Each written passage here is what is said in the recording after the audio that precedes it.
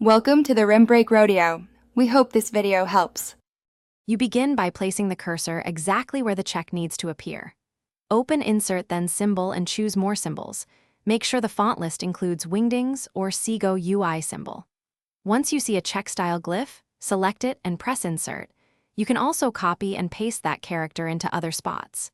If you prefer keyboard speed, note the character code shown and use Alt plus code on numeric keypad. This first step establishes the visual mark you will use repeatedly. Once the check mark is placed, format it like text. Change font size, color, and baseline so it aligns with surrounding content. Make sure to use styles or character formatting so every check matches. Once done, create a quick part or set an autocorrect entry that replaces a short code with the symbol.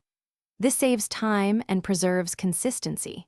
If you need inline checkboxes, convert the symbol to a content control or use developer tools for interactive forms that users can tick.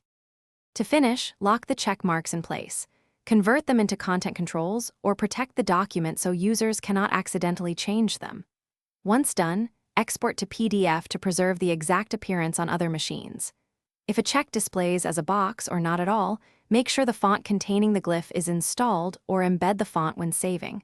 Alternatively, replace the symbol with a small transparent PNG image. If issues persist, switch to Seago UI symbol or use keyboard alt codes to guarantee compatibility.